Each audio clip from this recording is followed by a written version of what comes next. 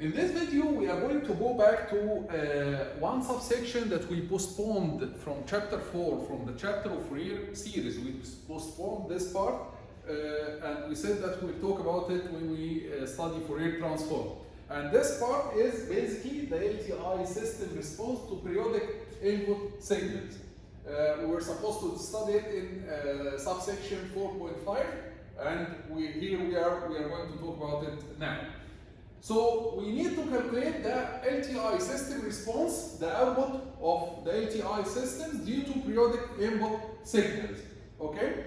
We'll start first, in order to do that, we'll start first with an input signal that is just a complex exponential, complex sinusoid, like x of t equals some coefficient cx exponential j k omega naught t. This is similar to the signals that we used to see in the Fourier series, right, inside the summation.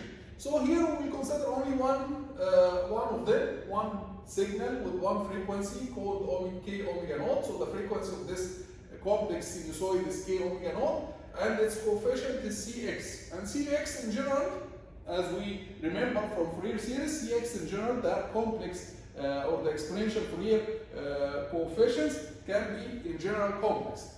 And we have a system with impulse response h of t, and then we are asking what would be the output of this system due to a complex sinusoid signal.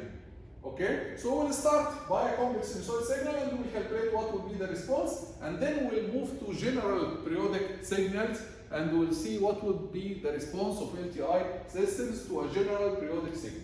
So let's start with this. We know from Fourier transform that the output of our LTI system in the frequency domain can be written as the input x of omega multiplied by h of omega, right? So in the frequency domain, we can write the relation like this as a multiplication.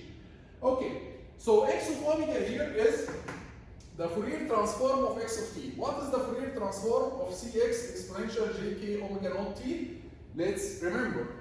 We remember that the Fourier transform of 1, it was 2 pi delta omega, right? So the Fourier transform of a constant cx, it would be cx multiplied by 2 pi delta omega. The Fourier transform of cx exponential with the phase j k omega naught t, the phase in the time domain will cause a shift in the frequency domain with the opposite sign. So it will be cx 2 pi delta omega minus k omega naught. So now the Fourier transform of x of omega, we can write it as cx multiplied by 2 pi delta omega minus k omega naught. This is multiplied by h of omega. But we know also that if we multiply h of omega, which is a function of omega, times delta, then what happens is you will get the same delta exactly, and you will get the function h at the position, the value of the function h at the position of the delta. The position of the delta is at k omega naught, so you will get h of k omega naught here. Now h of k omega naught, this is not a function, this is a value of our system response, our system frequency response at frequency k omega naught. This is the value of our system frequency response at k omega naught. If you remember, in the last video, we plotted the system response. It was something like this with omega. H of omega as a magnitude was something like this, right? So h of k omega naught is the value at a frequency called k omega naught. So it's a value, it's not a function. Okay? Multiplied by 2 pi cx. Now, this is y of omega, right? This is y of omega. This is the system response to the complex sinusoid. But this is in the frequency domain. We need to go back to the time domain. So y of t will be, this is constant, this is a constant, this is a constant. So we can just collect them together. H of k omega naught. And then the inverse Fourier transform of this part, the inverse Fourier transform of this part, 2 pi delta omega minus k omega naught, it will give you 1, but because of the shift, it will be multiplied by a phase j k omega naught t. So the output now can be written as Cx h of k omega naught exponential jk omega naught t. This is the output when the input is Cx exponential jk omega naught t. We notice something very important here, is that when the input was a complex sinusoid with coefficient Cx, the output became to be the same, exactly the same complex sinusoid. But now the coefficient, which we will call Cy now, the coefficient Cy equals to the coefficient Cx multiplied by the system response at the frequency of this sinusoid. This is a complex sinusoid with frequency k omega naught. So the output became the input, the same, exactly the same sinusoid, but the coefficient will be multiplied by the system frequency response at k omega naught. So we can write here that the output will be exactly the same complex sinusoid, but with coefficient Cy, where Cy equals Cx times h of k omega naught. So this is the output due to a complex sinusoid, Cx exponential j k omega naught t. It will be Cy exponential j k omega naught t, exactly the same complex sinusoid but with a different coefficient. The coefficient, the new coefficient will be the out coefficient, the coefficient of the input, multiplied by the system frequency response at k omega. But in general, remember that Cx and h can be complex, and hence Cy also can be complex. So we can write Cy as magnitude Cy exponential j theta y, and Cx we can write it as magnitude Cx exponential j theta x. And h, we can write it as magnitude h of k omega naught and angle j phi of k omega naught. So what happens now is that the magnitude of Cy, the magnitude of the coefficient of the output will be equal to the magnitude of the input coefficient multiplied by the magnitude of the system frequency response, and the angle theta y will be equal to the angle of the input theta x plus the angle of the system response at the frequency of the input sinusoid. So this is the response of LTI system to an input that is complex sinusoid. If the input is a complex sinusoid, the output will be exactly the same complex sinusoid, but the coefficient will be different. Like how it will be different? The coefficient, the magnitude of the output coefficient will be equal to the magnitude of the input coefficient multiplied by the magnitude of the system response at this frequency, at the frequency of the sinusoid.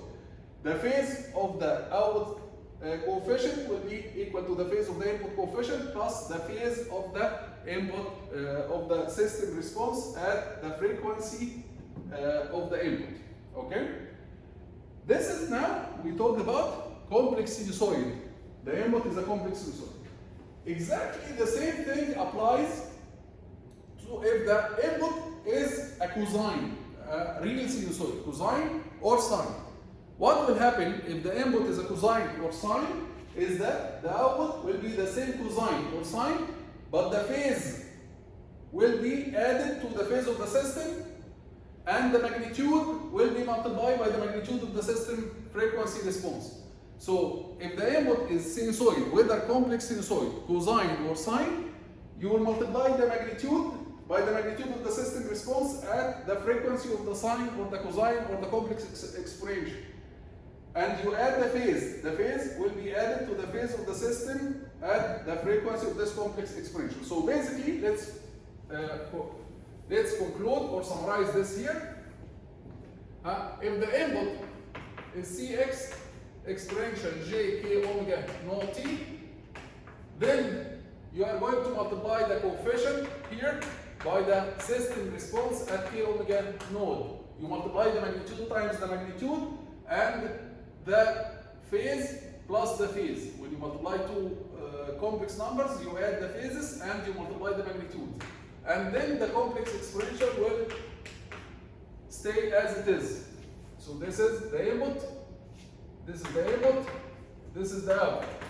If the input is if the input is real sinusoid like an cosine, let's say k omega naught t plus some angle, let's say theta k, then the output will be, again, let's call this AK. Again, you multiply the magnitude times the magnitude of our system at k omega naught, and you add the angle of our system to the phase here. So it will be k cosine k omega naught t plus theta k, and then you add here you add the phase phi of k omega naught to the cosine. If the input is sine, sinusoid, sine k omega naught t plus, again, any angle, let's say theta k, then the output will be, again, you multiply the magnitude times the magnitude of the system response at this frequency. So Bn will be multiplied by the magnitude of the system response at frequency k omega naught. And you add the phase of the system to the phase of the sine. So this will be multiplied by sine k omega naught t plus theta k plus the phase of our system lower phi of k omega naught. The phase of our system at k omega naught. The most important thing to remember is that when you multiply times the magnitude and you add the phase, you multiply times the magnitude of the system response at k omega naught. What is k omega naught? K omega naught is the frequency of the sinusoid. So if this was 100 radian per second, you multiply times the magnitude of the system at 100 radian per second. And you add the phase of the system at 100 radian per second. If the frequency here was 1000 radian per second, you multiply by the system response, magnitude of the system response at 1000 radian per second, and you add the phase of the system response at 1000 radian per second.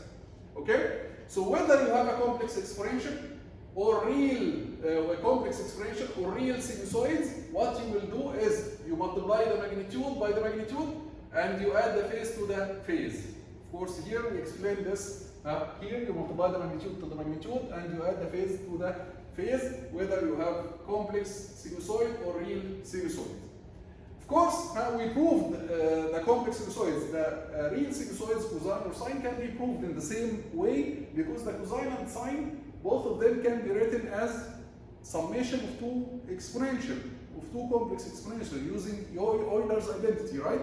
So using Euler's identity, we can prove it. The same rule, we can prove it for cosine and sine because the cosine can be written as exponential k omega naught t plus theta plus exponential minus jk omega naught t minus theta, or here plus inside the bracket, okay, and over 2. So we can apply the same thing to the two exponentials here and it will give us the same rule. We can prove the same rule, and you can try it at home. You can try to prove this at home by using Euler's identity. However, we proved it only for the complex sinusoid, but it can be applied to real sinusoids as following. Again, to summarize, if you have a sinusoid at the input of an LTI system, then this sinusoid, it will appear at the out. Exactly the same frequency will appear at the out.